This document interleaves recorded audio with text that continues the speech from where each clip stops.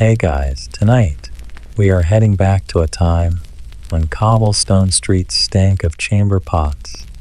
The moon hung low and yellow like a sickly lantern, and somewhere behind the baker's shop, a frog croaked, and that frog might just get arrested for it. You heard that right. In this strange little episode of medieval life, frogs were not just hopping scenery or cartoon princes in disguise. They were considered, in many towns, to be actual public nuisances. Imagine you are walking down a narrow medieval lane, your boots squelching through something that is hopefully just mud. A lantern swings from a crooked wooden post, barely lighting your way. You pass a stable where a mule snorts in its sleep, and then croak, a long drawn-out, unapologetic croak. You freeze, another croak, louder, now a whole chorus. Frogs, dozens of them, maybe hundreds, hidden in every ditch, puddle, and cracked foundation stone. And unlike birds that quiet down after dusk, these little guys have no chill. They go on, and on, and on. Now multiply that racket by 10, subtract your noise-canceling headphones, and toss in a town where half the population already cannot sleep because the other half is either vomiting from bad wine or muttering about the apocalypse. That single croak suddenly feels like a tiny green rebellion, and you, unlucky visitor, have just arrived in a place that has had enough. So before you get comfortable, take a moment to like the video and subscribe, but only if you genuinely enjoy what I do here. Let me know in the comments where you are listening from and what time it is over there. Now, dim the lights, maybe turn on a fan for that soft background hum, and let's ease into tonight's journey together. You step into the town of Thistlewick, a forgotten little patch of Europe with a reputation for being unreasonably angry at amphibians. Right off the main road, just beyond the thatched roofs and sheep-smeared stone walls, lies the central duck pond, and next to that pond, a corkboard of wooden slats, town notices, proclamations, lost goats, and a brand new sign scrawled in weary ink. Frogs to be reckoned with. After sex bell. Curfew enforced. You read it twice. It is not a joke. Locals shuffle by like this is perfectly normal. One woman even huffs. About time. As she adjusts her apron and slaps a bucket over a toad. You try not to ask questions. You fail. Turns out, this quaint disaster of a village is one of many in medieval Europe, where frogs were not just ignored or stepped around. They were tallied, monitored, fined, even tried in mock courts that were, frankly, only slightly more chaotic than real ones. All because of a fundamental, deeply relatable reason: sleep deprivation. The croaking was driving people mad. In Thistlewick and towns like it, frogs disrupted everything, not just bedtime. They croaked during morning prayers. They startled chickens into laying half-formed eggs. They allegedly spoiled soup. One monk even blamed frogs for making him lose count while copying scripture, and no one laughed. This was not a society known for its sense of humor. But why such obsession? Well, mainstream historians tell us that public nuisance laws in medieval towns were surprisingly detailed. People were fined for sneezing too loudly in church, for brewing ale that was too bitter for the soul, for owning a pig that strutted across a guild hall with no pants, Okay, technically for letting livestock roam, but the pants part is fun to picture. So in a world where sleep, order, and divine peace mattered more than almost anything, frogs had the perfect storm of sins. They were loud, nocturnal, and impossible to reason with. Now, here is where it gets a little weirder. While town councils debated how to deal with things like stray goats or love triangles gone wrong, frogs quietly hopped their way into legal terminology. In a few surviving documents, dusty, water-stained things with handwriting like spook spiders, we find actual mentions of a neuron disturbance. That is right. They had a term for it. Scholars still argue whether this phrase was used metaphorically or literally in every instance. But we do know that some councils passed statutes specifically aimed at frog noise. And there is one account, possibly exaggerated, but delightfully specific, of a magistrate in Bruges who made rounds with a bell after dusk, pausing to note every pronounced croaking instance within earshot. You cannot make this up. Well, you can, but this one actually exists in the town's complaint rolls from the 14th century. The quirky side of all this? Some towns believed frogs were divine warnings. Others thought they were signs of nearby witches. And a few, very few, linked the amphibian menace to a strange cosmological theory that frogs increase during times of moral decay. If the town brothel was doing too well, the frogs got louder. If taxes were unjust, the frogs croaked in protest. The logic was vague, but everyone agreed the frogs were making a statement. Still, some people defended them. Local children, mostly, and weird poets. There is a known example of a traveling bard who composed a 42-verse epic defending the Green Choir as natural philosophers trapped in sticky bodies. His scroll was burned. The frogs were not impressed. As you make your way deeper into Thistlewick's main square, the sun drops below the ridge of crooked chimneys. A low fog creeps in, swirling around your boots, and from the shallow puddles near the old abbey ruins, croak, then another, a deep one, like a throat clearing at the end of the world. You glance over your shoulder and notice an old man drawing lines in the dirt with a stick. He glances at the sky, mutters something about counting season, and walks away. Behind him, 7 notches, 7 croaks. Whether they were pests, omens, or misunderstood artists of the night, one thing is clear. In this town, the frogs are not just background ambience. They are public enemy number 1. And it is barely twilight.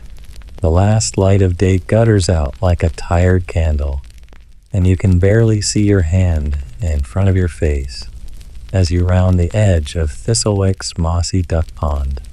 The croaking thickens. It is not a noise anymore. It is a texture, a heavy quilt of overlapping sounds that rolls across the ground like fog. You pause, trying to count how many individual frogs you are hearing, and give up around 20, maybe 30. And then you notice something unusual, a small procession of robed figures entering the church, each carrying a candle and grimacing at the racket. It is the hour of Compline, night prayers, and the town's monks are not happy. Inside the stone chapel, the scent of beeswax mixes with old wood and something damp. The choir chants softly, their voices rising toward the vaulted ceiling. And yet, the frogs keep going. Somewhere in the apse, A senior monk is visibly tightening his jaw. A croak punctuates the end of a psalm like an offbeat drum. Another monk coughs, part reflex, part theatrical protest. You are starting to understand why even devout men would eventually snap. This was not just Thistlewick's problem. Across medieval Europe, especially in wetter lowland towns with marshes or ponds nearby, the complaints poured in. Monasteries that bordered bodies of water routinely documented their struggle to maintain peaceful prayer amid amphibian cacophony. Some records describe monks retreating to inner chambers to avoid the impious echoes of the wicked swamp. Others include marginalia, those scribbles in the margins of manuscripts showing crude doodles of frogs with swords through them, or being catapulted off church towers. And here is a historical fact for you. In the 12th century, the Abbey of Saint Benoit-sur-Loire in France reportedly dug an entire moat to redirect frog populations away from their scriptorium. That is how serious this got.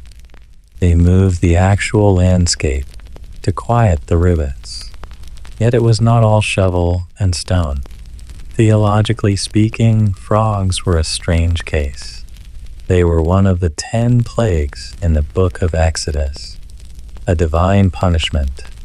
But they were also part of God's creation, made deliberately and by some logic, with purpose. So even as monks cursed them for disturbing their psalms, they had to acknowledge that the frogs were technically holy, which made killing them problematic. Hence, the rise of more creative tactics. One rather eccentric monastic account from the 1300s describes a group of friars who attempted to reason with the frogs. This involved gathering near the pond at dusk and reading scripture aloud, presumably hoping the word would either inspire silence or bore the frogs to death.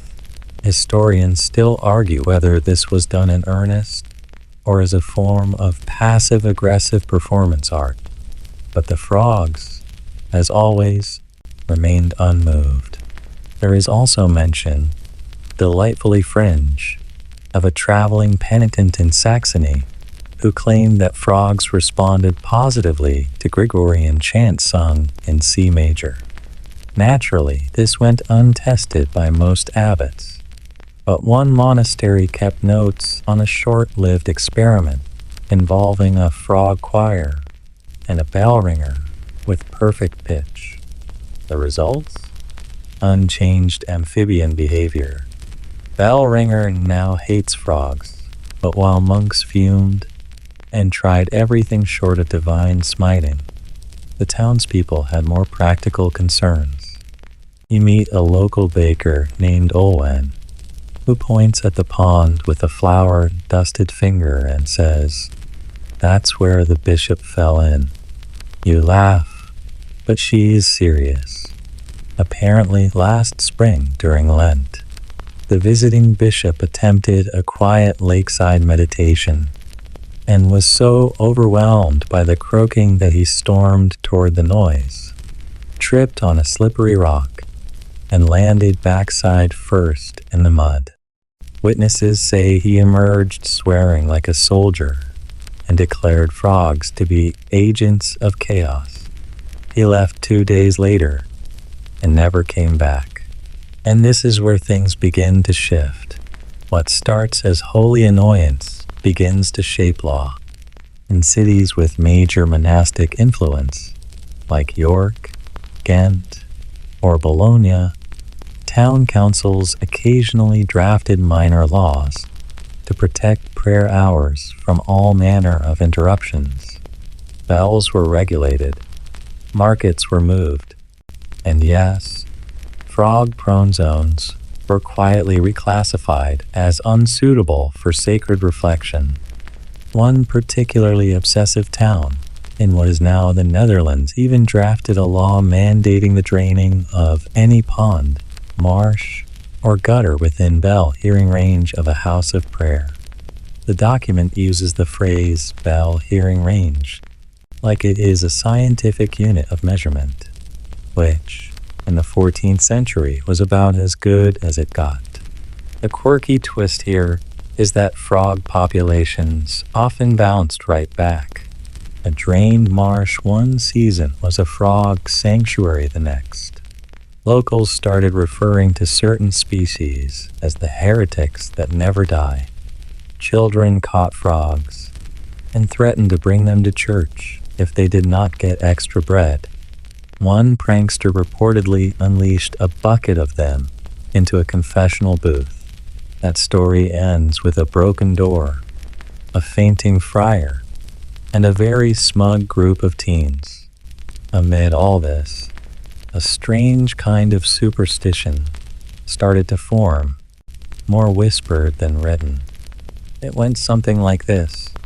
If frogs croak during prayers, someone in the town is hiding sin. The louder the croak, the worse the crime, which meant that a night of thunderous frog song could send nervous parishioners to confession out of sheer paranoia. You pass another alley and hear exactly that, a muttered prayer, followed by a low, guilty croak. A man you barely notice slips inside a chapel door and vanishes. Coincidence? Probably. But in a world where light is scarce, medicine is leeches, and everything smells faintly of sheep, superstition is often the strongest law of all. So tonight, as the monks murmur behind thick stone walls and frogs belt their unholy hymns into the night, you finally understand something deep and oddly human. Sometimes it is not about the frogs. It is about control, about peace, about the desperate need to feel like you are in charge of something, even if it is just the pond behind your house. You wake before dawn, not because of the sun, but because a frog just jumped onto your face. Welcome to Thistlewick, where alarm clocks are organic, cold, and damp. You fling the little creature gently into the grass, sit up on your scratchy straw mattress, and immediately hear a familiar sound, croaking. It is worse now, denser, somehow louder in the cold morning air. You stare out a tiny window and see at least 3 villagers already out, stamping around with buckets and nets, cursing softly under their breath. Today is census day, frog census. Yes, you heard that correctly. Once a season, more often if the weather is unusually wet, the town of Thistlewick and others like it take part in what is officially known as the nuisance enumeration. What it looks like is a bunch of grumpy, sleep-deprived peasants trying to trap frogs with varying levels of skill and dignity. What it means, though, is something more profound. Frogs are not just a sound problem anymore. They are becoming a numbers problem. The town scribe, a man named Aldrich with an inky nose and a questionable mustache, has the grand task of counting these frogs. Well, approximating them. Because if there is one thing harder than chasing frogs, it is convincing people to agree on how many they just saw leap into a ditch. You follow Aldrich as he wanders through the market square, his parchment flapping in the breeze, muttering things like, 2 by the well, 1 under Agnes's chicken. Oh, blast! That one doubled back. So how did we get here? How did a species that is neither aggressive nor particularly clever end up monitored like livestock? Here is your mainstream historical fact. By the 14th century, some European municipalities began developing rudimentary public health codes. These were early attempts to manage things like stagnant water, disease-carrying rats, and the general stench of decay. Frogs, while not vectors of plague themselves, were often lumped into these concerns because they shared environments with mosquitoes, dead fish, and other sketchy swamp things.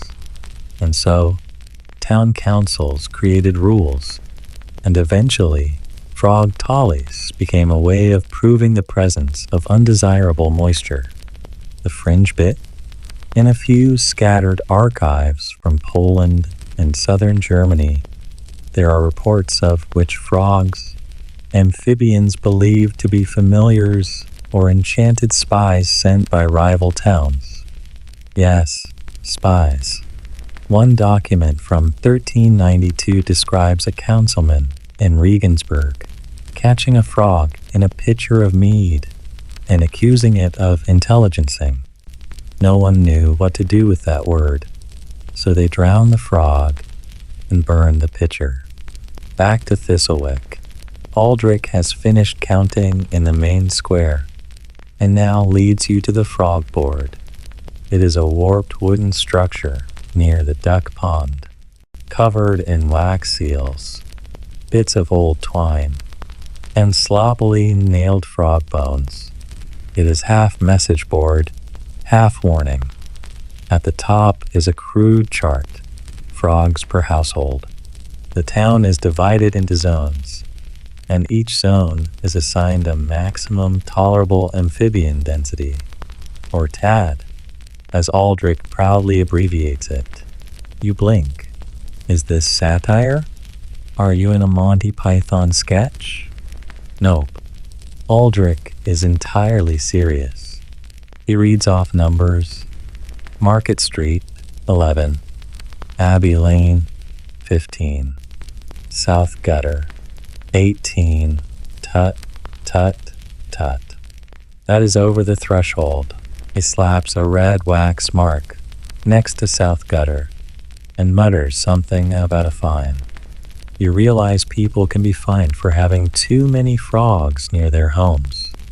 Not for breeding them, not for attracting them, just for being unlucky enough to live in a boggy part of town. The logic is circular, but it is enforced. You meet one of the fined, a wiry woman named Magda, who shows you the damp underside of her cottage, where frogs gather like sullen tenants in a moldy inn. She sighs. I have tried salt. I have tried ash. I even paid the hedge wizard to mutter at them. None of it worked. She pays the fine in copper, and then, in defiance, eats a frog's leg right in front of you. You decide not to comment. Historians still argue whether fines like these were serious attempts at pest control or just opportunistic revenue grabs by town councils. One theory suggests that towns knew they could not control the frog population, but used the tally system as a way to remind citizens they were being watched, like a medieval hoe with more mud and fewer lawsuits. And the frog counting? It becomes a performance. Children point out frogs for sport. Neighbors accuse each other of harboring extra frogs. He feeds them bread. One shouts. She breeds them in her cellar, cries another. The town devolves into something between a census and a witch trial, except the witches are green and slippery. The strangest part? Some people embrace it. A boy named Elias proudly shows you his counting book, where he logs every frog he sees and gives them names. This one's Bishop, he says, holding up a bloated brown lump. He only croaks when people lie. Elias has a following. Soon, other kids are naming frogs, assigning them moral alignments, pretending to hear prophecies in the noise. The town's adults, weary and too busy scrubbing mildew off their ceilings, ignore it. But the kids? The kids believe. You walk back toward your lodging as dusk begins to fall. The croaking starts again, not all at once, but in layered waves. High-pitched pipers, low-throated grumblers, a rogue squeaker from someone's roof. And then you see Aldrich again, standing beside the pond, quill in hand, listening. He closes his eyes, tilts his head, and marks something on his scroll. Croaks counted, nuisance logged, town satisfied. For now, the frog board is getting crowded. Overnight, someone has chalked a crude caricature of Aldrich onto the wood. Large nose, tiny legs, covered in warts, with the caption, "The Frogfather." He does not seem amused. He spends the morning scrubbing it off with a cloth that does more smearing than cleaning. Around him, villagers arrive to check their zone's new numbers, and the reactions are exactly what you would expect. Groans, squabbles, muttered curses, and one man dramatically pretending to faint. This is what happens when counting turns into ranking. Frog envy, frog shame, frog politics. It was inevitable. You walk the alleys again, and sure enough, frog management strategies are everywhere. One family has built what looks like a wooden picket fence, waist high, ringed around their garden, with old sheep grease smeared along the base. They hate it, the owner explains. They slide right off like drunks on ice. Another cottage has set up a miniature scarecrow, except instead of straw, it is a frog-sized knight made of tin spoons. It glints in the sunlight and creaks whenever the wind picks up. No one knows if it works, but it looks amazing. Not all methods are so charming. Out by the town's compost pit, you find a man dumping lavender oil around the perimeter, muttering something under his breath. He calls himself Bartram the Preventer. His claim, frogs hate pleasant smells. You ask what proof he has. He says his cousin's garden was croak-free after she bathed in elderflower tonic for 3 weeks straight. You file that under interesting but unverified. Historians still argue whether any of these homemade solutions had real merit or were just desperate rituals born from damp desperation. But the real twist comes later that afternoon, when you spot a group of men in robes arriving at the frog board. They are not monks. They are auditors. Not financial auditors. Nuisance auditors. That is a real thing here. Every few seasons, a regional inspector arrives in towns like Thistlewick to assess the general public comfort status, which includes noise levels, odors, and yes, visible frog density. The lead auditor is a lanky man with a waxed mustache and a bronze badge shaped like a lily pad.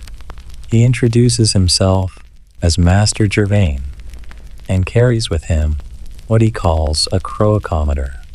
It is just a polished horn with a string on it, but everyone pretends it is impressive. Gervain's entourage performs a series of exaggerated rituals, kneeling by puddles, listening at drain pipes, sniffing alleyways like bloodhounds. One of them notes a cluster of frogs near the cooper's shop and declares it an amphibian breach. You hear a nearby child whisper. That means extra fines. The cooper swears under his breath and starts shoveling water out of his gutter with a bowl. It is surreal. But it is also strangely familiar, because here is your historical fact of the day. Even in the medieval period, some European towns developed crude but surprisingly structured bureaucracies to manage nuisances. In 13th century London, for example, ale conners were appointed to test the quality of beer. Muck collectors were hired to inspect the streets for excess animal waste. Frog inspectors may not have made it into every archive, but the logic fits perfectly within the medieval municipal mindset. If it bothers enough people, it deserves an office. And in Thistlewick, that office is growing. After the audit, Gervain gathers the townsfolk and announces that South Gutter's frog count has officially triggered a communal review. That means mandatory frog lowering efforts, with all residents required to participate or pay double taxes next season. The townspeople groan. Someone hurls a clod of moss. Gervain ducks, wipes his badge, and smiles like a man who has never had to touch an actual frog in his life. What follows over the next few days is, essentially, a town-wide frog purge. Buckets clatter, nets wave, cloaks flap in the breeze. Children run like lunatics with burlap sacks. Even the monks, silent, severe, and robed like exhausted librarians, join in, armed with long-handled ladles. Frogs fly through the air. Puddles vanish under hasty drainage ditches. Someone builds a sluice that redirects runoff into the mayor's rose garden, which causes a different kind of yelling. You, of course, are not exempt. You are handed a net, a chalk token, and a biscuit for energy. The rules are simple. Every frog captured must be deposited at the central barrel, located beside the blacksmith's shed. Each frog earns a chalk mark on the board.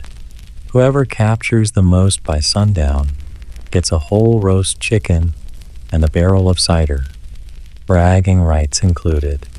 There's only one rule: no frog milking. You ask what that means. The answer: you will know if you see it. You are still not sure if they are joking. Soon, the game is on. You dart through hedges, overturn barrels, crouch beside mossy wells. The frogs are fast, sly, and weirdly smug. One leaps over your head and vanishes into a chimney. Another stares at you with the gaze of a tired librarian, then hops into a boot and disappears. You manage to catch 3 by late afternoon. A kid named Wymond catches 20. He claims he speaks their language. You suspect cheating. The central barrel fills. It wiggles. It croaks like a demon's kettle. By sunset, it is nearly overflowing. Gervain returns, counts the chalk marks, declares the audit partially satisfied, and then leaves, immediately, suspiciously fast, before anyone can argue. And the frogs? The next morning, half are back. It rains overnight. The pond overflows. The mud breathes. And from somewhere under the boards, from the compost pit, from the old priest's chamber pot, they return, as if summoned, which leads to the whispered theory: frogs cannot be counted. Not truly. They are like ghosts or taxes.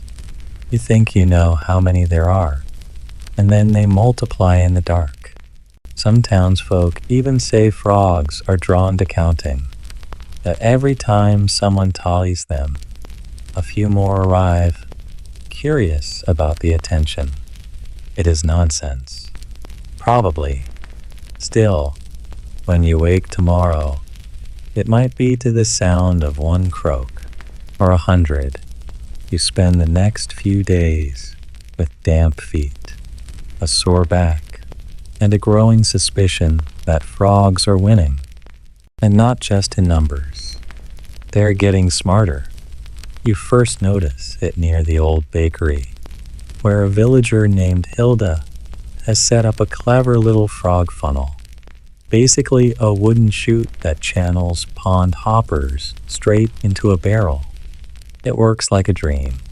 For one full morning, Hilda outfrogs everyone, grinning triumphantly as she chalks tally after tally on the board. Then, just after lunch, the frogs stop coming. She waits. The chute remains dry. Suspicious, she checks the top of the funnel. There, balanced precariously on the edge, is a single frog, large, still, and staring down the barrel with a kind of philosophical disdain. It is not moving, just sitting, daring the others, maybe, or warning them. You stand beside her in silence for a while, watching. Eventually she mutters, "They're learning." She is only half joking. This is where things start to turn. What was once just a town full of wet noise becomes something closer to obsession. People are no longer just trying to remove frogs. They are trying to outwit them. It becomes competitive, strategic. Paranoia sets in. You pass by two men arguing over whether a certain frog has already been counted. It has a white stripe on its back. So does half the swamp. But this one blinks sarcastically. The frog board reflects this rising tension. Someone adds a new column. Repeat offenders. Names appear beneath it. Names of frogs. Bishop. Goblet. The general. A small crowd debates whether frogs should be branded. Aldrich declares this unethical, which is rich coming from a man who once suggested licensing tadpoles. Meanwhile, the rain does not stop. The whole town feels a little soggier. Doors swell and stick in their frames. Bread molds faster. The forge won't stay hot. Even the tavern smells vaguely of pond. And the frogs?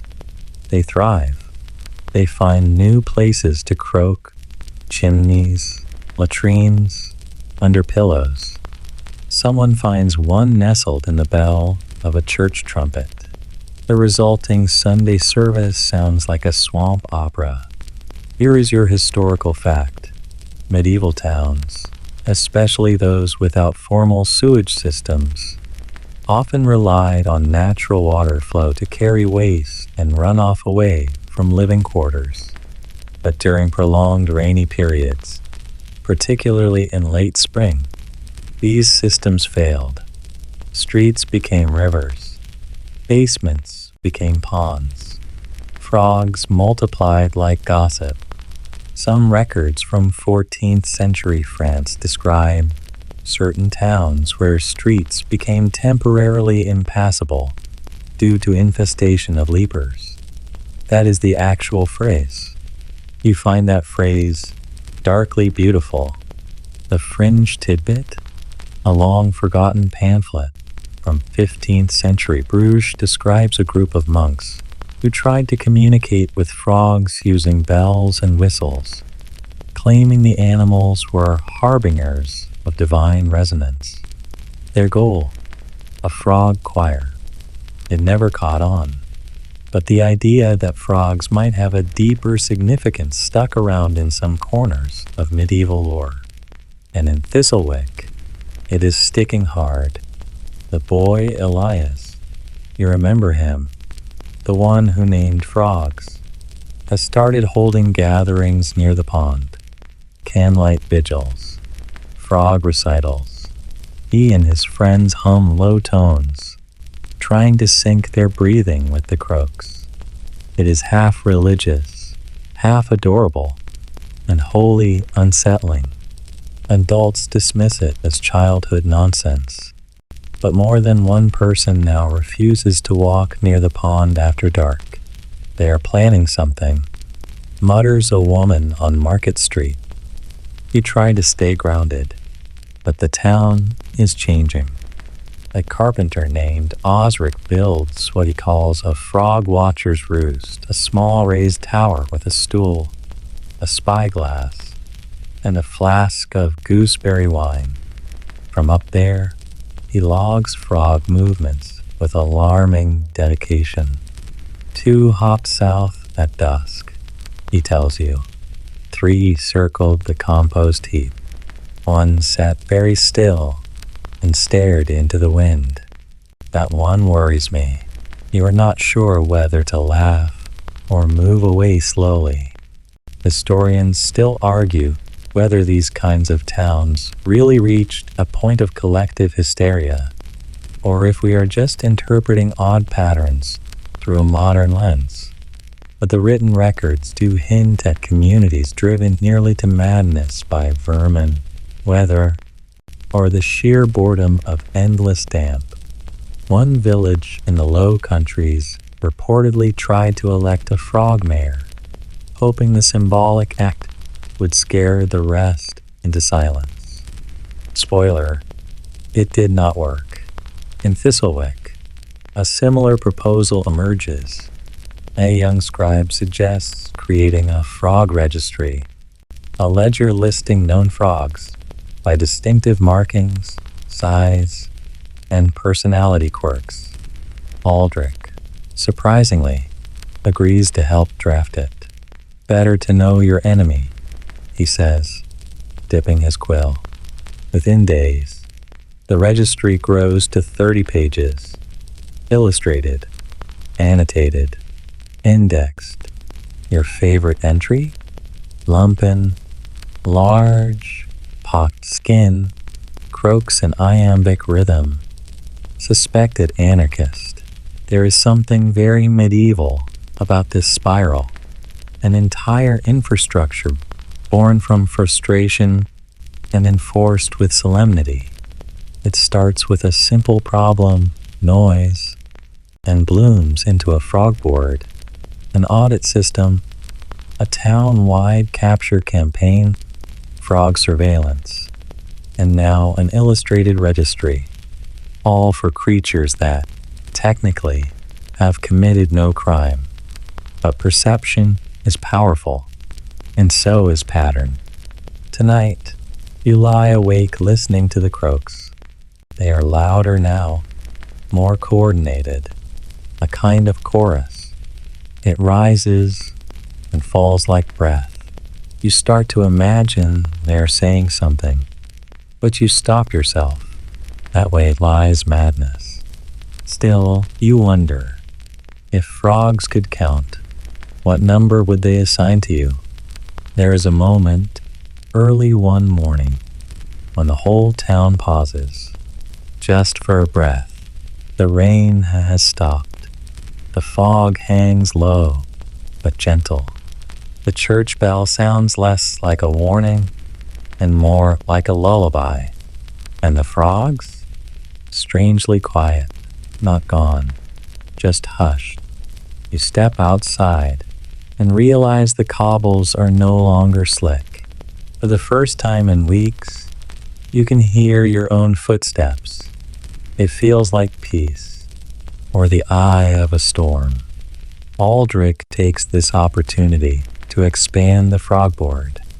It now includes a suspected nesting zones map, drawn in charcoal with suspiciously artistic flourishes. He's added a new feature, too. Little wooden pegs for villagers to mark recent sightings. It looks like a war map from a slightly ridiculous battle. You linger beside it and notice 2 pegs jammed right next to your house. Great. Then something strange happens. A merchant caravan arrives from the east. It is loaded with barrels, cloth, salted fish, and a traveling piper who claims he can charm rats, fleas, or judgmental in-laws. But more importantly, it brings news, the sort of gossip that gallops faster than any horse. The first frog counting town was not Thistlewick. It started in a place called Draycott under Hollow. Apparently, their croaking problem got so bad last spring that locals declared an amphibian state of emergency. They issued frog tokens, imposed curfews, even held public trials for particularly loud ones. No one seems to remember how it ended. The merchant shrugs. Maybe they all drowned, or maybe they started worshipping them. Either way, the frogs won. You watch as Aldrich absorbs this revelation. His expression does not change, but he stops chewing for a full 10 seconds. That is the bureaucrat's version of a full body shudder. You start to hear more of these stories. A widow from the hills says she once saw a village where people hung wind chimes filled with mothballs to repel spiritual croaking.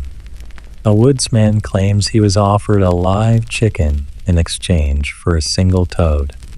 And down by the tailor's shop, someone insists the town of Brinley recently banned green paint for fear of amphibian mimicry. You cannot tell where the truth ends and the bedtime tales begin. But one thing is clear. Frog hysteria is not just local. It is contagious. Here is your historical fact. In the late Middle Ages, contagious ideas, especially those rooted in fear or folklore, often spread from town to town faster than reason, whether it was dancing plagues, werewolf trials, or paranoia about cats being witches in disguise. Once one community cracked, the others followed like tipsy dominoes. Frog counting. Sure, why not? It fits the mold, equal parts panic, boredom, and ritual. The fringe tidbit? There's a half-buried chronicle from Bavaria describing ritual croak fasts, where villagers would gather before sunrise to chant frog-like sounds in an effort to appease the mud spirits. One entry notes that attendance was compulsory for all under the age of 12 and all over the age of 70. No explanation given. Historians still argue whether these stories reflect real policies or simply exaggerated gossip passed through too many mouths. But you do not need proof to understand the energy. You live in it. It is the kind of logic that seems insane from the outside and perfectly reasonable once your socks have been wet for 3 weeks straight. Meanwhile, back in Thistlewick, the frog board is not enough anymore. Aldrich wants escalation. He convenes a frog committee. Capital F, capital C. It consists of 5 citizens chosen by vote, though no one really remembers voting, and their job is to create a town-wide frog strategy with enforceable mechanisms and seasonal updates. Their first decree?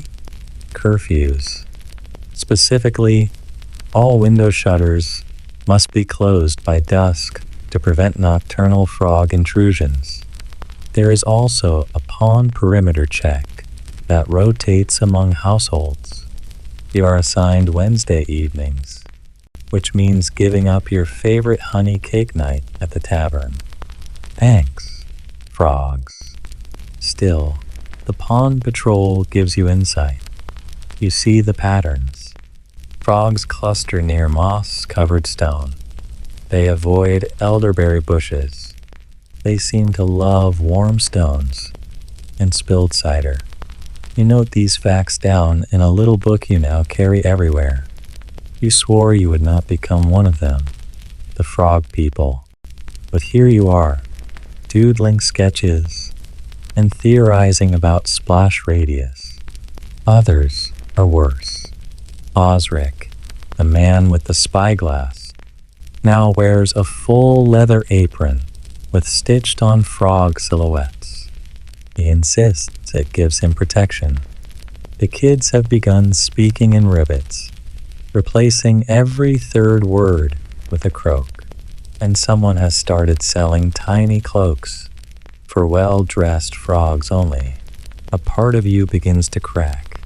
You dream of frogs, not scary ones, just frogs, sitting silently on your chest while you sleep, flipping through your notes, adjusting the frog board while everyone else slumbers. You wake up and check your boots before putting them on, twice. Then one morning, something changes. There is a hush in the square, not the usual dawn drowsiness, but the kind of silence that holds its breath. You follow the crowd to the frog board. A note has been pinned in red wax. It reads, 29 frogs sighted in the baker's chimney. No noise, just watching. It is unsigned. Someone whispers. The watching has begun. Someone else faints. You squint at the message and feel a tingle of unease. Because whether it is a prank, a warning, or the truth, it feels like a shift. Up until now, frogs have been a nuisance, an inconvenience. But this speaks to a new phase, an escalation. You stare at the note. The wax glistens. A frog croaks behind you, and for once, you do not turn around. By midweek, the town stops pretending this is normal. The frogs are no longer just a problem. They are a presence. You feel it in the way people speak, quieter, with pauses, as if listening for something beneath the words. You see it in the windows, where curtains twitch just a little too often, and you absolutely feel it in your spine, especially at night, when the croaking returns, not in chorus, but in rhythm. 3 croaks, silence. 2 croaks, silence. 3 again. You try to count along. You lose track. You try again. You lose sleep. The Frog Committee calls an emergency gathering. It is held in the church hall because it is the only space large enough to fit everyone, and the enlarged version of the frog board, now taking up most of the east wall. There are drawings, notations, lists of possible frog dialects. Someone has pinned a tiny velvet cape to the board under the heading, Signs of Sophistication. Aldrich stands at the front, hands clasped behind his back. He clears his throat. We may be dealing with more than a natural infestation. No one laughs, not even Osric. We are exploring new theories, he continues, including migratory sabotage, ritualistic nesting, and organized amphibian behavior. This is your historical fact. In the 14th and 15th centuries, medieval towns frequently blurred the line between natural and supernatural explanations. Plagues were blamed on bad air, foul humors, divine wrath, or sometimes cats, frogs, and birds. In Nuremberg, there was an actual city council debate over whether a group of owls had bewitched the mayor. So when frogs start behaving oddly, people do not reach for biology books. They reach for prayer beads and pitchforks. Your fringe tidbit? One odd record from a coastal town in Wales recounts a mysterious frog prophet who appeared during a wet summer and warned the villagers of a coming flood. He wore a cloak of woven reeds and spoke only in riddles, many of which included the word squelch. His followers built frog statues and offered him gruel. Historians assume he was either an eccentric vagrant or an extremely committed prankster. But here in Thistlewick, there is no prophet, only fear. And something else, organization. That is what really disturbs people. Frogs used to scatter. Now they gather, always in groups of 4 or 5, always facing the same direction, never blinking at the same time. You witness it yourself on Tuesday near the tannery. A neat semicircle of frogs staring into the river. No croaking, no movement, just waiting. It is more than eerie. It is intentional. And soon, the whispers start. The watching has begun. People say, usually under their breath. No one knows what it means, but it catches on like frostbite. Kids whisper it to each other at school, and dare one another to approach the pond alone. Adults start avoiding basements, and the town's single mirror vendor sells out after a rumor spreads that frogs dislike their own reflection. You do not remember where the phrase came from, but you find yourself thinking it too. The watching has begun. Aldrich commissions an official frog watch schedule. Volunteers are expected to sit at assigned posts for 3-hour shifts. You draw the short straw and get the West Road, where the frogs are thickest. You arrive with a lantern, a cloak, and half a meat pie. Within 10 minutes, you are down 1 lantern and have attracted 12 frogs with your pie. They do not move. They just sit and blink slowly, like smug little gargoyles. You mutter, "Go away." One of them shifts its foot. That is it. You finish your shift on edge, soaked to the knees, and convinced the frogs have developed a sense of comedic timing. Historians still argue whether this level of paranoia was common or exaggerated in local records. Some scholars insist that frog panics were mostly metaphor, stand-ins for deeper societal fears. Others believe the madness was real, rooted in the sheer sensory overload of medieval life. Noise, filth, bad dreams, and too many rules.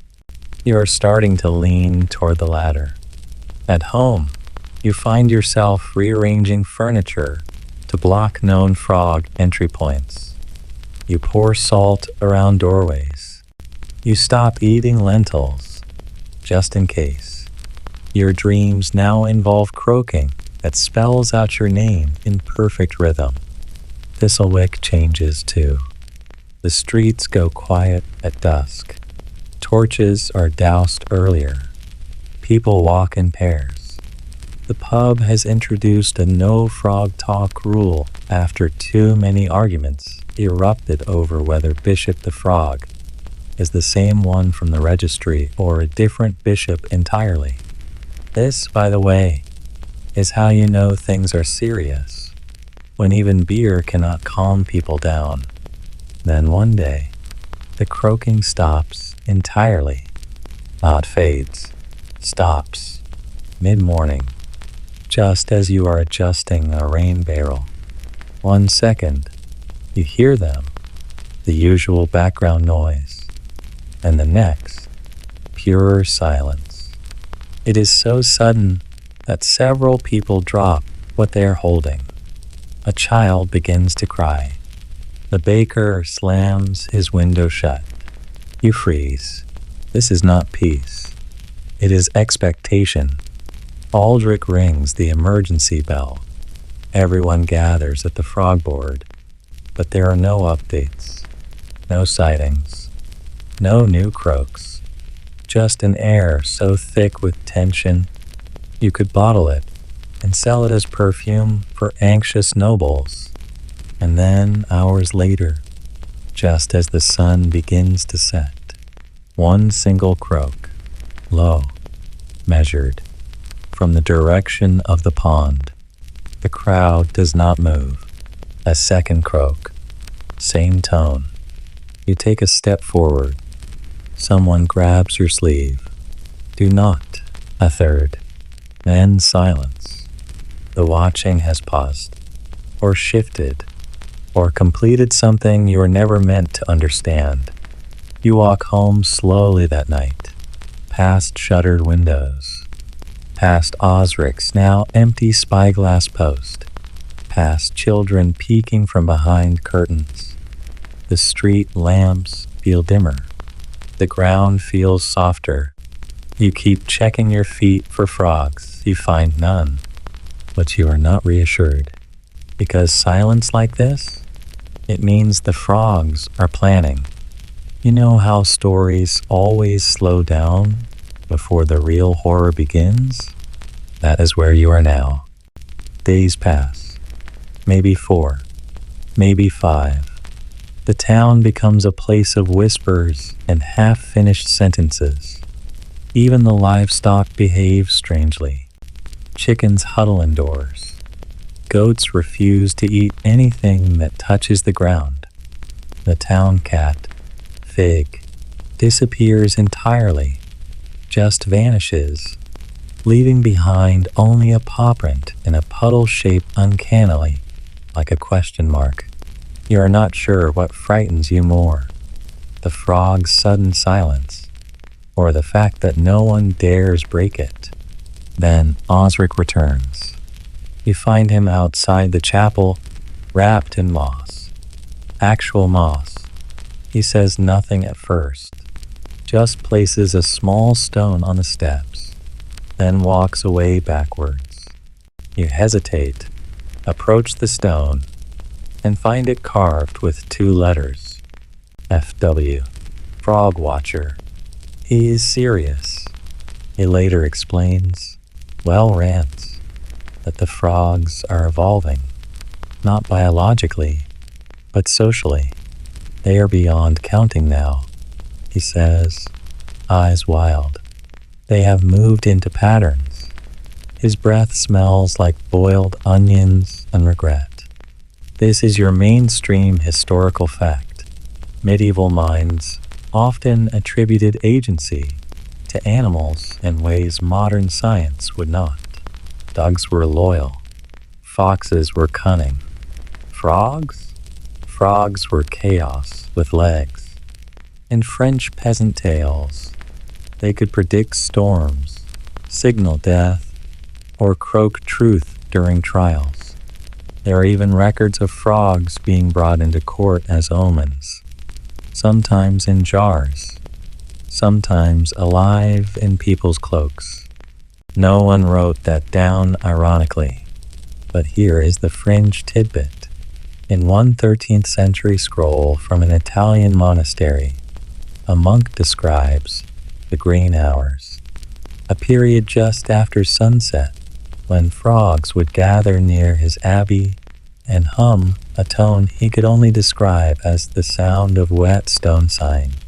He believed they were praying. The scroll ends abruptly mid-sentence. So does his attendance record. Historians still argue whether he had simply gone mad from isolation, or if he heard something no one else lived long enough to verify. The Frog Committee is now fracturing. Baldric wants more surveillance. The blacksmith, a new member, proposes frog-proof footwear with metal webbing, which sounds wildly impractical and weirdly stylish. A young scholar suggests bringing in monks to perform a mass exorcism, just in case this is an unclean spirit situation, she adds, sipping wine. The mayor sighs. There is no budget for spiritual warfare. Still, they meet daily now. One morning, the Frog Committee announces the construction of a croak tower. You hear about it while chewing a dry oat biscuit that tastes like panic. The tower is to be placed at the edge of the pond, built from scrap timber and old church pews, with a high seat for the designated listener. That job somehow falls to you. You are issued a padded stool, a funnel-shaped listening horn, and a clipboard labeled "Unusual Vocal Patterns." It also contains a sketch of a frog with the word "leader" scribbled below in red ink. The first night, you hear nothing. The second, a single rhythmic splash, then silence. By the third night, your mind begins to wander. You stare out at the pond. Its surface is too smooth. Its frogs are too still. You blink and swear they have shifted by just a fraction toward you. You blink again. One is gone. That is the moment you stop blinking altogether. You come down at dawn, eyes raw, and tell Aldrich, "They are testing us." He nods, as if that is entirely reasonable. Here is the thing about hysteria. It makes logic malleable. Once you have accepted that frogs might be organizing themselves into something more than frogs, your mind slides very comfortably into territory like they are communicating with the clouds, or they are installing a secret leader under the well, both of which you hear whispered that very evening. There is even a name now. Whispers call him the bull. No one knows where it came from. Maybe it refers to a breed, maybe to a myth. Maybe it is just what your brain does when it desperately needs to name something big and shapeless. You picture a single massive frog with eyes like polished coins, resting just beneath the surface. You wish you could stop picturing it. Then something happens. The baker's apprentice, 16, reckless, covered in flour, announces that he is going to prove the frogs are harmless. He marches to the pond, loudly humming a tavern tune, and throws in a small stone. "Come on then," he shouts. "Watch me swim." 3 adults try to stop him. They fail. He dives in. There is a splash, a few ripples, silence. You expect shouting, maybe laughter. Instead, there is only more silence. Someone coughs. Then the apprentice reemerges, eyes wide, mouth open, shaking. He says only one thing.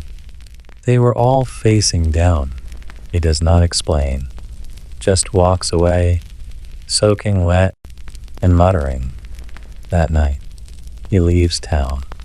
No goodbye, no belongings, just gone. And with him goes the last scrap of public bravery. Doors are bolted tighter, shutters sealed, church bells ring for no reason. A new curfew is imposed. Inside before the second bell, no exceptions. You find yourself dreaming of the Croak Tower, its cold planks, its silent view. You do not want to return, but you also feel oddly drawn. You volunteer again. This time, you do not bring a horn. You just sit. You try not to look at the frogs, but your eyes drift. Always. One has climbed a branch and now sits above the others. It does not move. You stare. It stares back, and for the first time, it blinks second. You feel it like a chill across your shoulder, a hierarchy, a sign. The bull? No, not yet, but close. You record none of this. You say nothing. In the morning, you return to your home. Sit very still. and let the frogs do whatever it is they are doing. Because deep down, you understand something the others have not admitted yet. This is no longer a matter of counting. This is survival. You wake up the next morning, and the world is tilted, not in the physical sense. Your floorboards are still where they should be. The sky still stretches overhead, but something in the air feels slightly off axis, like a violin string has been pulled just a bit too tight somewhere in the center of the town. You step outside. There are shoes on every doorstep, pairs of them. Children's boots, muddy clogs, the mayor's formal slippers. No explanation, just shoes lying neatly in front of every home pointing toward the town square. You check your own door. Your shoes are there too. You did not put them there. The frogs, you think. And then you shake your head, because that is ridiculous, but only slightly ridiculous now, which is worse than completely ridiculous. You pick up your shoes and hold them for a long time, inspecting the soles for slime. Finding none does not make you feel better. By mid-morning, the square is full. People whisper about the shoes. Osric thinks it is a warning. Aldrich suggests it might be a gesture of peace. They are showing they understand property, he says, too confidently. The shoemaker beams, perhaps hoping the frogs will become paying customers. This is your mainstream historical fact. Symbolic placement of items was a common form of passive protest or magical thinking in medieval communities. Leaving a shoe in a window was thought to ward off evil. Burying clothing under a threshold was meant to absorb illness. In parts of Eastern Europe, it was believed that frogs could steal your voice if you left out wet laundry overnight. Seriously, your fringe tidbit in a 1452 account from a Baltic village. A merchant reported waking up to find all his tools arranged in concentric circles around a barrel of rainwater. He blamed forest spirits. His competitors blamed excessive schnapps. Either way, the merchant sold all his remaining goods the next day and joined a monastery. Historians still argue whether these types of events were mass delusion or quiet social revolts wrapped in superstition. Was it the frogs? Was it fear? Was it the perfect cover for bored peasants craving attention? Back in Thistlewick, the frogs remain quiet. Too quiet. So the Frog Committee votes barely to conduct a symbolic outreach. It is Aldrich's idea, naturally. He calls it the ritual of common soil. The plan is to gather offerings of shared earth from every citizen's garden, blend them into a single mound, and place the mound near the pond as a gesture of unity. You wonder if the frogs care about topsoil. You wonder if the Frog Committee has read too many folk poems and not enough frog anatomy scrolls. But you go along with it. Everyone does. Because doing something is better than doing nothing, even if that something involves digging up perfectly good carrots to appease a species that does not pay taxes. So the soil is gathered. Children carry it in bowls. Elders bring small cloth sacks. The mound is built with hushed reverence. You help shape it into a dome and press one hand into the top, leaving a print. You tell yourself it is only symbolic. That night, you dream of a frog mimicking your gesture, its cold fingers pressing the same spot from the inside of the mound. In the dream, it leaves a print too, and it is bigger than yours. The next morning, the soil mound is gone. Not eroded, not scattered, gone. In its place sits a perfect circle of pond stones, smooth, arranged by size. You count them, 27.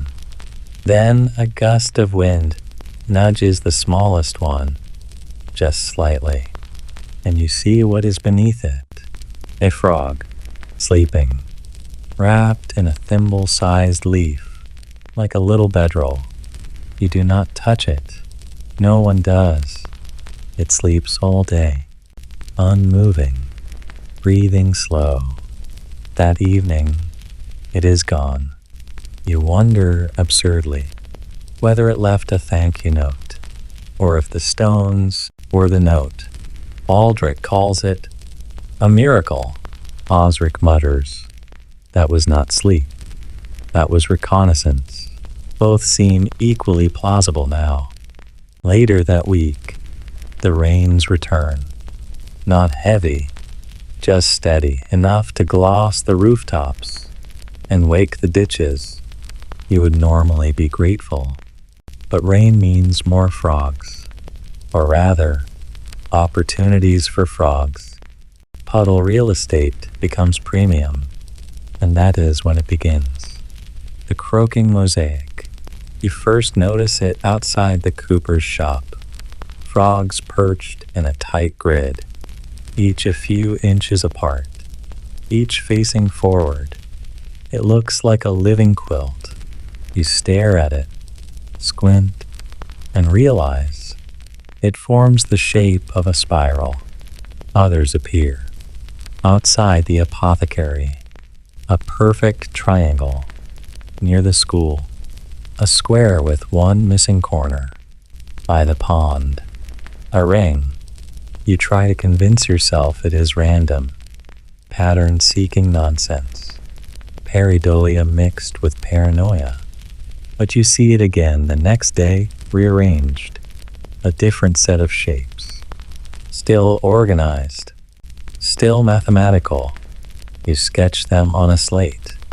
Osric leans over and whispers, they are writing something. This is the moment your skepticism quietly packs its bags. The frogs are not just watching anymore. They are composing.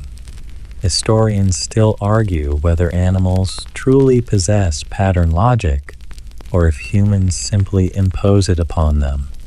But there are theories, fringe ones, mind you, that certain species can communicate through movement, vibration, and spatial arrangement. Bees do it. Ants do it. So, why not frogs? A few townsfolk begin replicating the shapes with stones and herbs. One girl offers a tiny clay replica in front of the pond. It is gone the next morning. In its place, a frog, just sitting, watching her. She stares back and whispers, "You are welcome." No one mocks her. The frog committee panics. "We are being manipulated," says the baker. "We are being honored," says the blacksmith.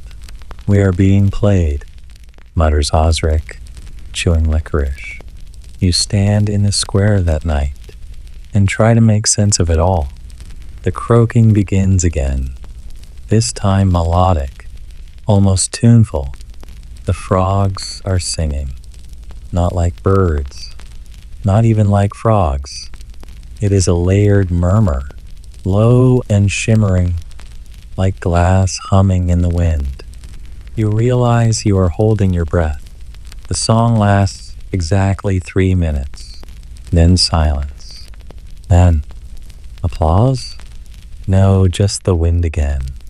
But for a moment, you felt it. You felt the frogs trying to tell you something. And now, whether you want it or not, you are listening. The days begin to fold into one another, like pages stuck together in an old book. You lose track of when you last slept through a night without hearing the pond's low hum. The townsfolk move in slow motion, their eyes glazed with the same unease that has settled over you like damp wool. You start noticing small changes beyond the frog patterns. Doors left slightly ajar, lanterns flickering in unusual rhythms, footsteps echoing softly on empty streets. It is as if the entire town is holding its breath, waiting for something. The frog committee is exhausted. Aldrich's speeches grow shorter, more desperate. Osric mutters strange phrases in his sleep, some in Latin, some in the guttural tongue of the forest, which no one understands. The blacksmith's once jovial hammer now sounds like a ticking clock, each strike heavier than the last. You are assigned a new task: frog count at dawn. Each morning, before the first light, you must cross the dew-soaked square and count the frogs assembled by the pond. Not just any frogs, but those in the croaking mosaic formations. You write down their numbers, sizes, and positions, hoping for a pattern that will make sense. One morning, you arrive to find no frogs. None. The pond is empty, silent, and unnervingly still. The townspeople gather, murmuring theories ranging from they have migrated to they are asleep underground. A child suggests they might be on vacation, which is met with a mix of laughter and nervous nods. That day, a messenger arrives from the nearby town of Ravenswick, bearing a letter sealed with green wax, the color of lily pads. The letter warns of similar frog disturbances spreading across the region. Croaking mosaics, shoe placements, and unexplained disappearances have been reported. The messenger's face is pale, his eyes darting. Historians note that medieval Europe experienced waves of mysterious animal behavior linked to environmental changes, superstition, and social unrest. Some scholars believe these were early forms of protest or collective anxiety manifesting in folklore and animal symbolism. The fringe theory? A secret network of frog watchers existed, passing coded messages through amphibian patterns to coordinate resistance or warn of danger. You ponder if your town's frogs are part of this hidden amphibian alliance, or merely pawns in a grander game. That night, the frogs return, but they are different, larger, more numerous. Their croaks form a deep, resonant chorus that vibrates through the very stones beneath your feet. You feel it in your bones, a call to action, or perhaps a final warning. The town braces for what comes next, caught between fear and fascination, survival and surrender. And you, the reluctant listener, are right at the heart of it. The return of the frogs marks a shift that you can almost taste, like the first crisp bite of autumn in the air, but layered with something far less comforting. It feels heavy, as if the atmosphere itself carries a secret, vibrating just beneath the surface of everyday life. You spend your days in a haze of watching and waiting, notebook in hand, fingers stained with ink and dirt. The croaking mosaics grow in complexity, their shapes twisting into spirals and grids that suggest messages you cannot quite decode. You imagine the frogs as tiny generals strategizing a war you do not yet understand. The townspeople grow restless. Rumors spread like wildfire. Some say the frogs are protecting the town from unseen spirits. Others whisper about curses long buried in the earth beneath thistlewick. A few claim the frogs are the true rulers, quietly shaping human fate like marionettes on a string. You overhear Osric debating with Aldrich one evening by the fire. It is symbiosis, Osric insists, voice low but firm. We are not separate from these creatures. Our lives are intertwined in ways we cannot yet grasp. Aldrich scoffs. Symbiosis or subjugation, the line is thin when your council is outnumbered by croaking invaders. Here's your historical fact. In many medieval towns, animals, especially frogs, were often symbols in religious and social rituals. Frogs sometimes represented resurrection or transformation, linked to water and fertility. The idea of frogs as agents of change was woven into the fabric of medieval folklore, with some believing they could influence weather or ward off evil spirits. Now for your quirky tidbit. In the town of Evesham, England, during the 14th century, a local legend tells of a frog that led the villagers to hidden treasure by croaking in a specific pattern near the abbey walls. The villagers followed its calls for days, only to find a buried pot of coins. But whether the frog was a real creature or a clever trickster spirit remains debated. Historians still argue whether such stories were coded messages of resistance or simple rural superstition amplified by isolation and fear. Back in Thistlewick, the Frog Committee devises a daring plan to build a small raft adorned with bells and ribbons and send it floating across the pond as an offering. The bells will ring, they hope, creating a song that frogs cannot ignore. The ribbons are meant to symbolize peace and goodwill.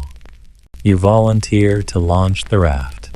That evening, you stand by the pond's edge, the cool water lapping at your boots. The raft floats gently, bobbing like a fragile hope. The bells chime softly in the twilight, weaving a melody with the frogs' croaks. Then, suddenly, the frogs respond, not with chaos, but with order. A group assembles, forming a tight circle around the raft. The croaking shifts, lower, steadier. You swear it almost sounds like a chorus humming an ancient hymn. You lean in closer, heart pounding. The frogs seem to pulse in unison, the water's surface trembling with their rhythm. For a brief moment, the world feels connected, human, frog, earth, and sky, all entwined in a fragile balance. And then, the raft slowly drifts to the other side of the pond, disappearing into the reeds. You realize that this is just the beginning. The next morning, the pond feels different, cooler, quieter, as if it holds its breath beneath a thin veil of mist. You arrive early, boots squelching through the softened earth, and find the raft grounded on the far side, tangled in reeds but intact. The bells are silent, the ribbons slightly frayed, but still fluttering weakly. Nearby, the frogs have gathered again, more than ever before. They sit in a sprawling formation that stretches like a living tapestry across the water's edge, their bodies shimmering in the early light. You can almost hear the hum of the town in the croaking chorus, a kind of amphibian symphony. It feels deliberate, purposeful, something meant for your ears and no one else's. The town's mood is a strange mixture of awe and unease. Some people whisper that the frogs are accepting the offering, while others worry the animals are marking their territory for something more ominous. You wander among the crowd and spot a curious figure, an elderly woman who has kept to the shadows since the frogs arrived. She watches the amphibians with a knowing smile, her fingers tracing strange patterns in the air. You approach her cautiously. She introduces herself as Isolde, the town's herbalist and a keeper of old tales. Her voice is soft, but carries the weight of many winters. The frogs, she says, are messengers between worlds. They speak in symbols because the truth is too vast for words. You nod slowly, feeling the strange comfort of her presence. Isolde tells you of a forgotten ritual, performed once every century, to honor the creatures that guard the water and the earth. It involves an offering, not of soil this time, but of sound. The townsfolk must create a melody woven from bells, whistles, and voices, a song to join the frog's own. Historians note that medieval communities often blended music, ritual, and nature in ceremonies to restore balance or seek protection.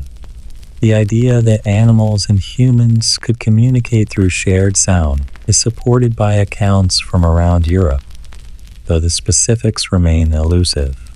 Here's your fringe tidbit. In parts of medieval France, shepherds reportedly played flutes to summon frogs to their fields, believing it would bring rain or protect their flocks from disease.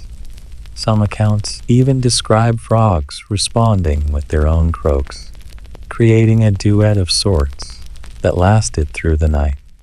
Historians still argue whether these stories describe genuine interspecies communication or simply folklore embellished over generations.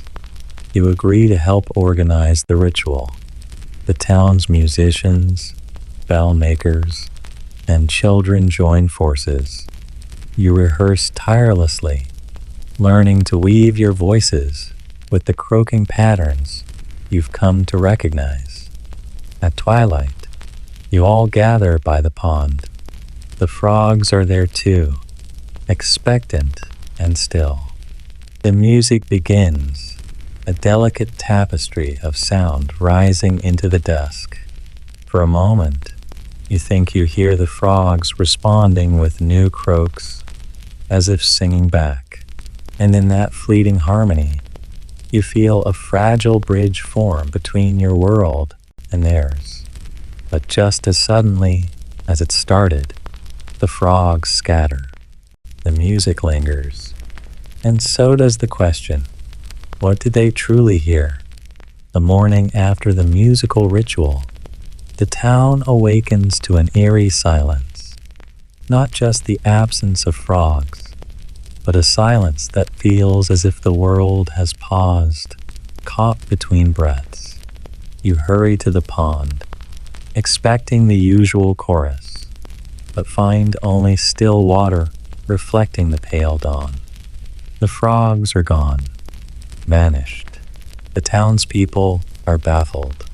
Some rejoice, hoping the disturbance has ended. Others fear what the silence might mean. Osric suggests the frogs are regrouping, possibly communicating with distant colonies. Aldrich worries they may have moved on to a larger, more ominous plan.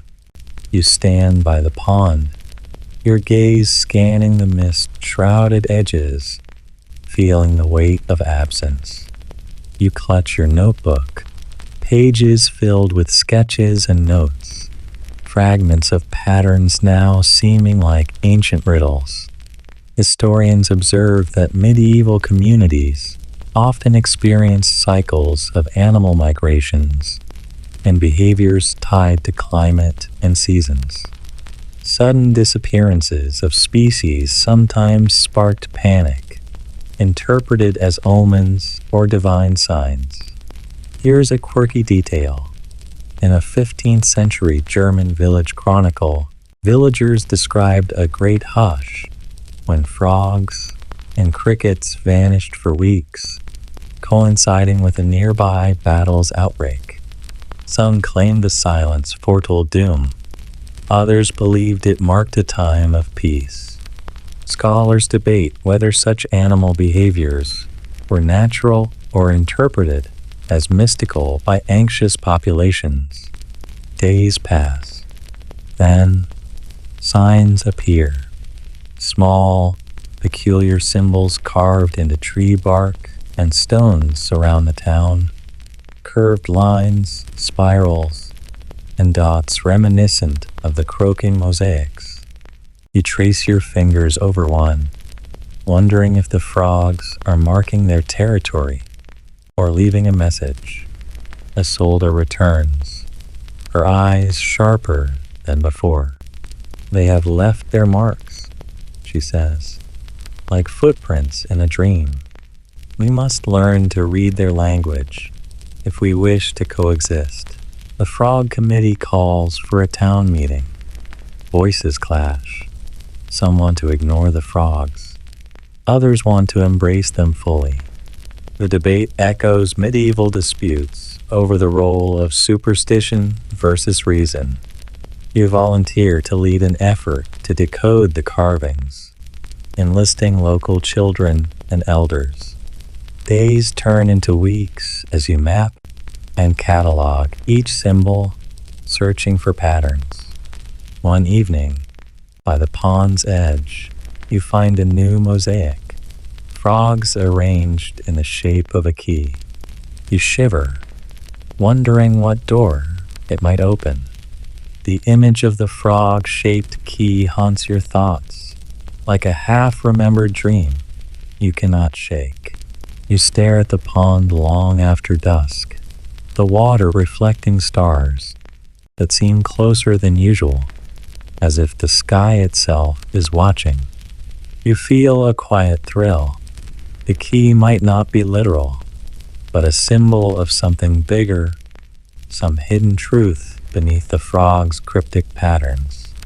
The townsfolk start to whisper of hidden chambers, secret histories buried beneath thistlewick, places forgotten by time, but alive in legend. Isolde brings you an old parchment, fragile and yellowed, filled with faded symbols that mirror the frog mosaics. She claims it is a map, passed down from her ancestors, meant to guide those who understand the language of frogs. Historians note that medieval Europe was rife with secret societies and coded messages, often hidden in art, folklore, or the natural world. Some speculate these were early forms of encrypted communication used to protect knowledge or organize resistance. Here's a quirky tidbit. In medieval Italy, certain guilds reportedly used frog imagery to mark meeting places or secret passages, blending common symbolism with practical secrecy. Scholars still argue whether these were widespread practices or isolated cases of folklore inspiring real-life codes. You assemble a small group to investigate, using the map as your guide. The journey leads you beneath the town, through narrow, dusty tunnels that smell of earth and ancient stone. The air grows colder and the light dimmer as you move deeper. At last, you find a sealed door marked with frog carvings, matching the mosaic shapes from the pond. Your fingers trace the key-shaped pattern on the door, and as if by magic, or perhaps something more, an ancient mechanism clicks, and the door creaks open. Inside, you discover a chamber filled with old manuscripts, strange artifacts, and murals depicting frogs as guardians of wisdom and gateways between worlds. you realize the frogs have been more than nuisances or omens. They are keepers of a forgotten legacy, bridging past and present. And you stand on the threshold of uncovering secrets that could change everything you thought you knew about your town, and perhaps about frogs themselves. The chamber's cool, dusty air wraps around you like a shroud as you step inside, your eyes adjusting to the dim glow from the torches mounted on the ancient walls. The murals, faded but vibrant, tell stories of frogs as mystical guardians, keepers of hidden knowledge, and protectors of secret gateways. The imagery feels almost alive. The painted amphibians poised mid-leap, their eyes gleaming with secrets. You run your fingers along the spines of old manuscripts piled on wooden shelves. The pages whisper tales of forgotten rituals, amphibian symbolism woven through the town's history, and references to a frog pact, a mysterious covenant between townsfolk and the creatures that ensured mutual protection and prosperity. Historians note that many medieval towns created symbolic associations with animals. Frogs were often seen as mediators between water and land, life and death, the mundane and the magical. Such symbolism might have been a way to reconcile natural phenomena with spiritual beliefs. Here's a quirky detail. In some medieval European cultures, frogs were believed to be capable of shape-shifting or delivering prophetic visions. One legend recounts a frog that transformed into a wise sage to advise a desperate king. Scholars continue to debate whether these tales were allegorical or based on actual ritualistic practices. You find a dusty leather-bound journal, its pages filled with coded notes and sketches matching the croaking mosaics.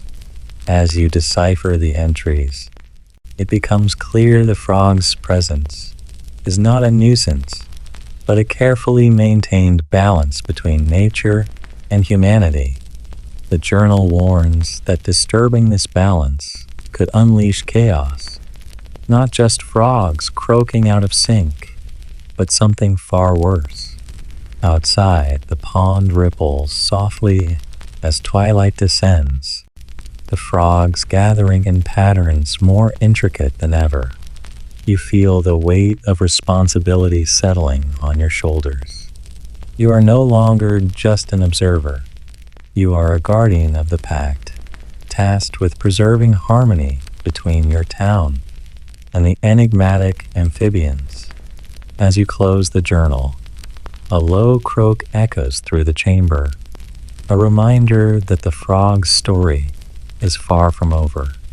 You leave the chamber carrying the weight of its secrets, like a shadow trailing your every step.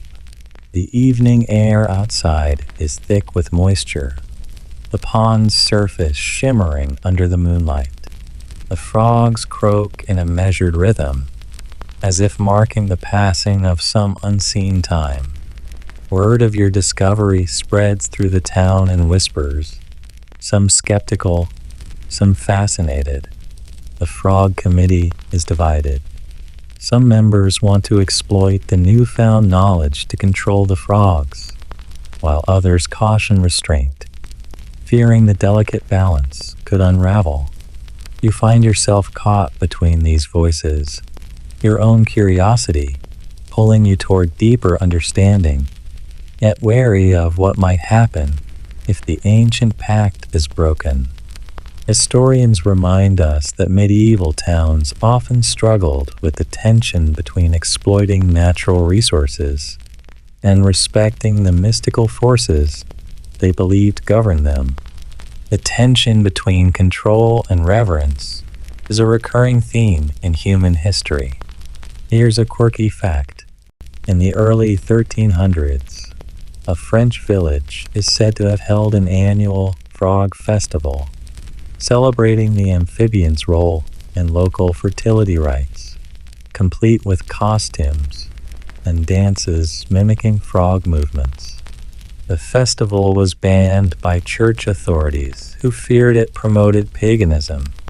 Scholars still debate whether such festivals were widespread or isolated, and whether they influenced broader medieval culture. One night, as you walk near the pond, you hear a croak unlike any before, deep, almost human in its resonance. You follow the sound and find a single frog perched on a mossy stone, its eyes gleaming with uncanny intelligence. It croaks again, and this time, you swear you understand. A message, a warning. The frogs are not just animals or symbols.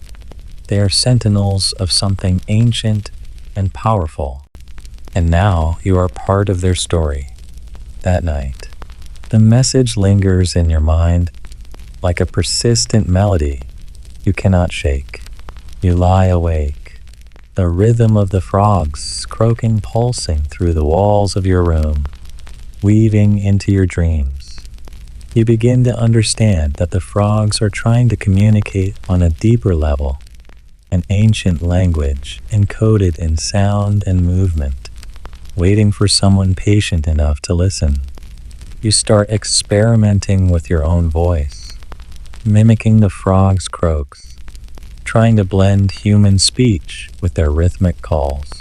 The townspeople watch with a mix of amusement and suspicion, but you feel the connection growing stronger. Historians acknowledge that medieval people often believed in the possibility of communicating with animals through music and ritual. Some cultures developed elaborate systems of signaling with birds or other creatures, though proof remains scarce. A quirky tidbit for you in the late Middle Ages. A German alchemist claimed to have deciphered the language of frogs, using it to predict weather and even political events. His manuscripts are lost, but the legend survives, blending mysticism and early scientific inquiry. Scholars still debate whether such claims were genuine attempts at understanding nature or elaborate hoaxes. One evening, while practicing near the pond, you notice a shift in the frogs' behavior. They begin responding to your croaks, forming new patterns that seem to answer your questions. It feels like a conversation unfolding, a fragile dialogue between two worlds. You realize this is more than folklore. It is a bridge across time and species. But with understanding comes risk. The frog's patterns hint at something approaching, a change in the natural order that could disrupt life as you know it. And you must decide whether to warn the town or keep the secret hidden. The days grow heavier with the knowledge you have uncovered. The frog's warning reverberates in your thoughts like the steady drumbeat of a distant storm. You find yourself pacing the village lanes, the familiar cobblestones feeling suddenly foreign underfoot, as if the very ground is shifting beneath your feet. You meet with Isolde and the Frog Committee, the room thick with tension and whispered theories. Some urge immediate action, fortify the town, prepare defenses. Others argue for patience, urging respect for the natural balance and the ancient pact. You advocate for understanding, pushing for a way to communicate clearly with the frogs, to decipher what this looming change might be.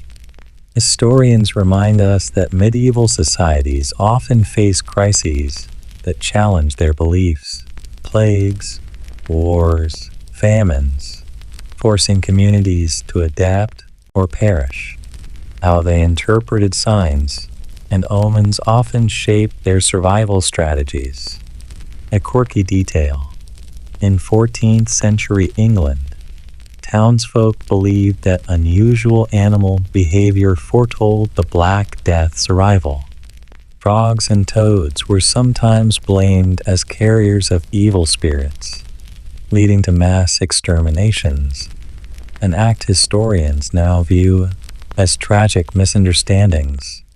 Scholars still argue over how much medieval communities relied on superstition versus emerging scientific observations when responding to crises. One night, as you study the croaking mosaics, a sudden insight strikes. The patterns are not just random or symbolic, they are a map, a warning of shifting waters, rising floods, and a hidden fault line beneath the town. The frogs are alerting you to a natural disaster. You share your findings with the committee, but fear and disbelief cloud their faces. Convincing the town will be your greatest challenge yet. And so, the fate of Thistlewick hangs in the balance between ancient amphibian wisdom and human doubt. You spend restless nights planning, strategizing how to convince the town of the impending danger. The frog's patterns swirl in your mind like cryptic equations, begging to be solved. You gather maps, consult old legends, and piece together fragments of knowledge that others have overlooked or dismissed. Your persistence begins to sway a few voices in the committee. They agree to spread the word cautiously, urging the townsfolk to prepare without causing panic. Supplies are gathered, homes reinforced, and evacuation plans quietly discussed. Historians point out that medieval towns often relied on local knowledge and folklore to anticipate natural disasters, though the effectiveness varied widely. Some towns survived floods and famines through careful preparation, while others succumbed due to skepticism and slow responses. Here's a quirky tidbit. In a 13th century Dutch village, residents used the croaking patterns of frogs and toads as an informal early warning system for rising water levels, a primitive but surprisingly effective method. Scholars still debate whether such methods were widespread or isolated instances of folk wisdom. As the days pass, the frogs' chorus grows louder, more urgent. Their croaks seem to pulse in time with the river's swelling flow. You walk to the pond daily, feeling the tension in the air tighten like a bowstring. One afternoon, heavy clouds roll in, darkening the sky. The first drops of rain fall, soft at first, then turning into a relentless downpour. The river begins to rise. You watch as the town braces itself. The frogs croaks now, a steady drumbeat beneath the storm's roar. You realize the frogs were not just nuisances or symbols. They were guardians, protectors, warning you when nature threatened to unbalance the world you called home. And now it is up to you and the town to heed their call. The storm rages through the night, wind howling like a banshee, and rain hammering the rooftops in a relentless cadence.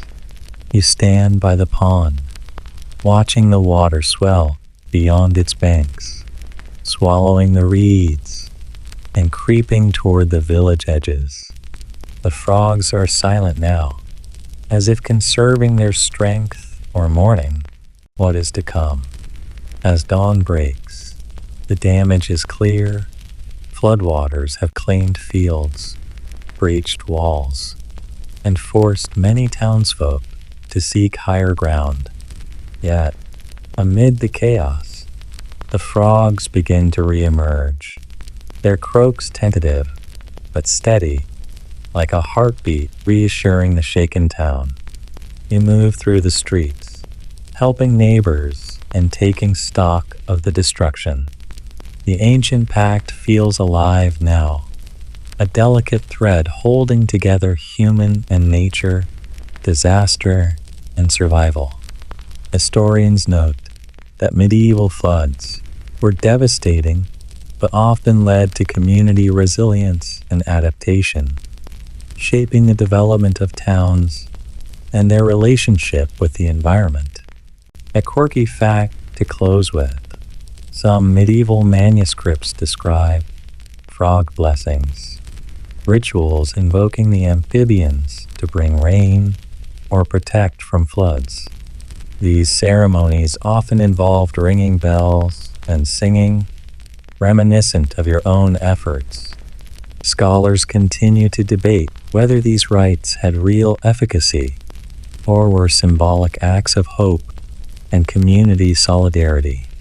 As you look across the recovering village, the frogs gather once more by the pond, their chorus rising in a triumphant, harmonious crescendo. You smile, knowing the journey is far from over, but the bond between your town and its frogs has deepened irrevocably. The frogs were never just nuisances. They were partners, guides, and guardians, croaking out the rhythms of a world older and wiser than you ever imagined. Now, as promised, here is the 300-word wind down. The storm has passed, and the village breathes a slow, steady sigh. You sit by the pond's edge, the soft ripples catching the gentle morning light. The frogs croak quietly, their song a lullaby woven from centuries of secrets and survival. You feel a calm settling over you, a quiet gratitude for the strange, croaking friends who taught you to listen to nature, to history, and to the whispers beneath the surface of everyday life. The world can be loud and chaotic, filled with surprises both beautiful and terrifying. But here, by this ancient pond, you find a reminder of balance and connection, a fragile harmony between human and wild, past and present. You close your eyes, the cool breeze brushing your face, and let the frogs' chorus carry you toward sleep. May their steady rhythm remind you that even in silence, there is communication. Even in mystery, there is meaning. And even in the smallest creatures, there is a universe waiting to be understood. Good night.